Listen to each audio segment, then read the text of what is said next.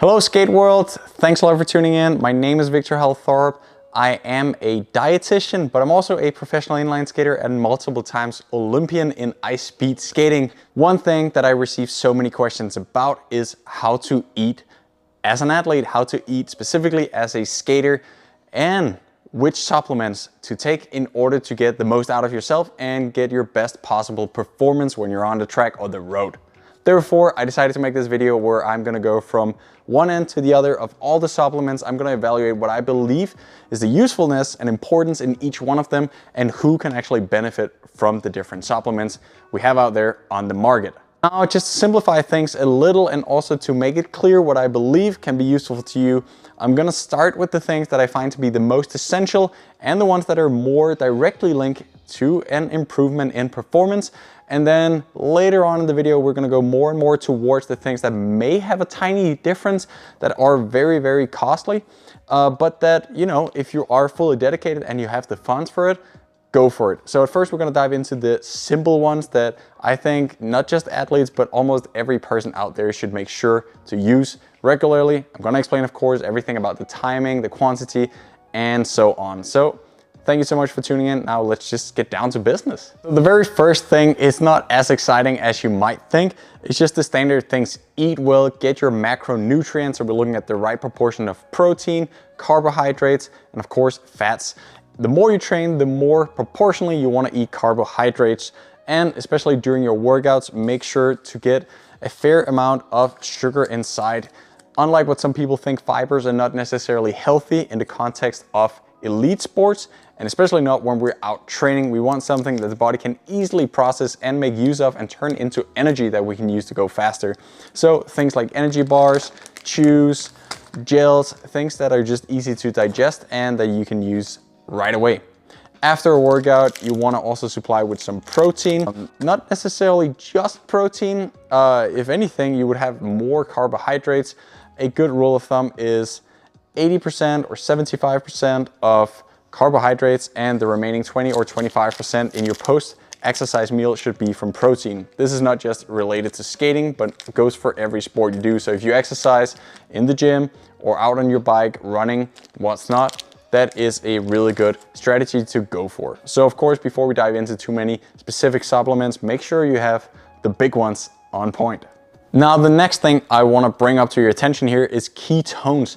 Ketones is a relatively new supplement, but it is really one of the supplements where it's not like, can that help me?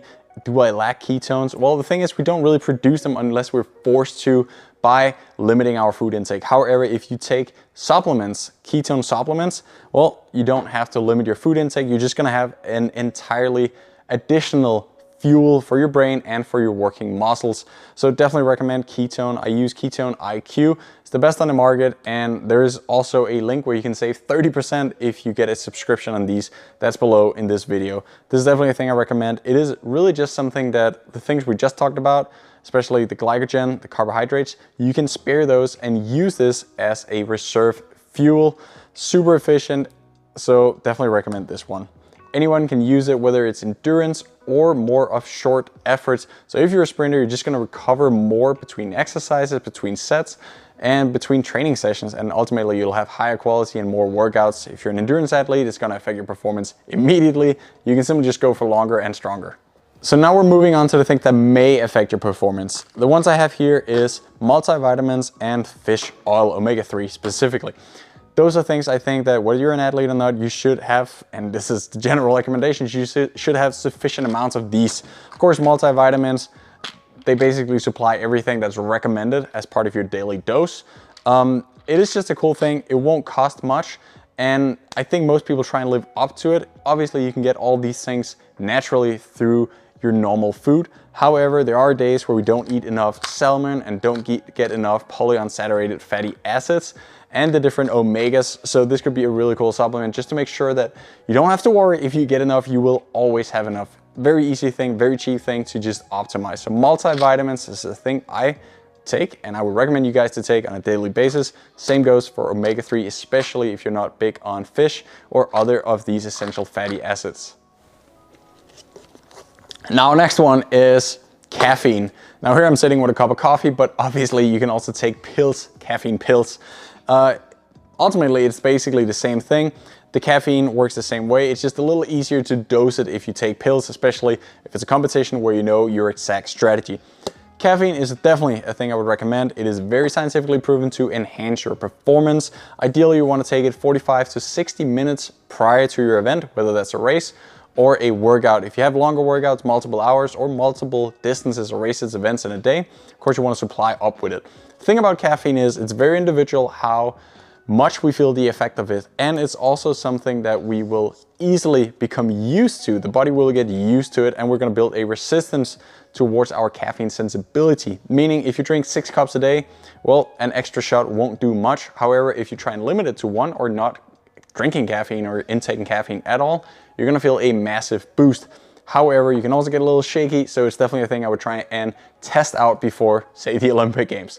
So caffeine not just improves the cognitive performance, the awareness, it is linked to improve your actual performance. There's been a lot of studies, especially in physical sports such as cycling, running, where caffeine is shown to directly improve your performance. So definitely one thing I would try out. Also keep in mind though that caffeine has a halvation, so the quantity of caffeine in your bloodstream is only chopped into half every 6 hours, meaning if you drink a coffee at 4 p.m. say, well, you're still gonna have half of that caffeine 6 hours later, where for most of us, it's about bedtime. So be aware of that, especially if you have races late in the evening where you might have still some adrenaline. If you add some caffeine to that, sleep can be very, very, very tough to get in.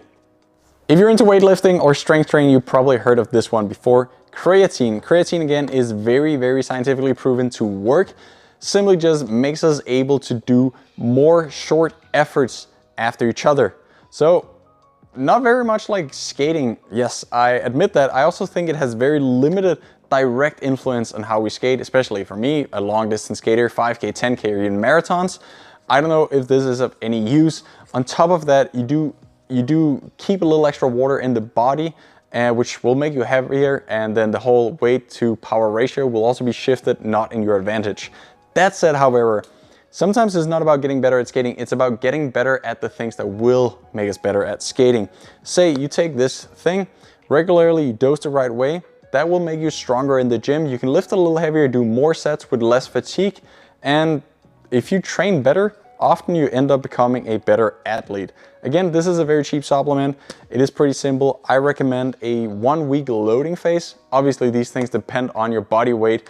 If you ride me, your weight, and which supplements you're interested in the comments section here below, I will come back to you with some more specific directions on the amount and the frequency of which you should take these. But a loading phase about a week, and then take it down a notch, and then a regular intake, daily intake of creatine will do wonders, especially if you're a sprint athlete, but also for endurance athlete, because the more we can put out in each push, the lower relative intensity can we skate and still maintain that same speed with. Creatine, use it. Fair to mention before I put this away that it is only about 3 out of 4 people that actually respond to creatine. So do your own little test here. If you don't gain any body weight, about 1 or 2 kilos of water weight, because it's simply just what you store extra in the body using the creatine, it's probably a sign that it's not working for you. So keep that in mind. Now we're really diving into the more tinier margins. This one is Beta-Alanine. It's a thing I've been using since 2016, so I'm personally a big fan. It is sort of a struggle because you need to dose up on it for longer periods of time. There's very little benefits within the first month. However, if you take it 3 to 5 times every single day, 4 months leading up to, or 4 weeks going up to 12 weeks, you will see some serious increase in performance when we talk 2 to 10 minutes duration. It is really just a buffer, meaning that your blood will stay basic and not turn into lactic acid. And that way you can just keep going a little longer, because you will have this as a buffer when the lactic acid starts hitting your legs. Convenient if you're a long distance skater. However, we can only absorb very little at the time. So you would want to dose 3 to 5 times a day, a single gram, and keep that going for multiple months. You do feel a little bit of a tingle in your face and your lips. Often that's because you've taken more than you can actually absorb. That's just a side effect. There is no danger in taking Beta-Alanine. A thing I definitely vouch for. I recommend it. If you are at the point where you're looking for those tiny marginal gains and they're hard to find at that point, Beta-Alanine, look into that. So before we end this video, one last supplement that I want to mention here is bicarbonate. It's a thing that's become more and more trendy in elite sports. You hear it more and more. I have tested the bicarbonate. So again, that's sort of the same idea with a buffer in the body. So we're allowed to go a little longer before we develop lactic acid to the point where we simply cannot continue that effort.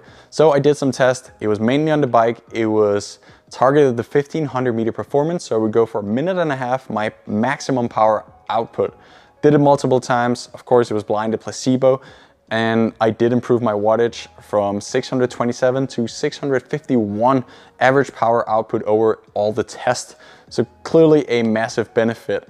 However, I also tried using it in skating and I did not see the same improvements in performance. One of them could be because you get incredibly thirsty and dry, so you do drink more water and it also stores more water. So again, weight to power ratio was shifted, not in my favor.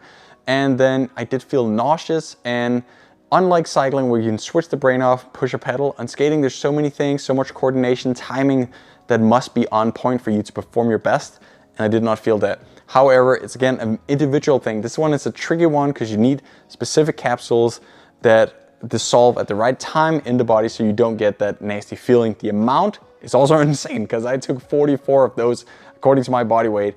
That's a lot of pills to swallow. But if you're at that point, if you have those available to you, could be worth a try. Maybe it'll work for you. For me, no, that wasn't the case. There are so many more supplements out there. I may have forgotten some, so I'd love to hear from the rest of the skating community. If you have any ideas, any suggestions you want to share with the community, or any questions to me whether this will work or not. Spoiler alert, BCAA, I don't find them necessary, especially if you do already have an adequate protein intake. But there might be some other ones that I haven't thought of in this video. Let me know in the comment section below and I'll address those as fast as I can. For now, I am just very grateful you wanted to watch this entire video, and I hope you want to subscribe, share it with your friends, especially if they're dedicated skaters, and stay tuned for more.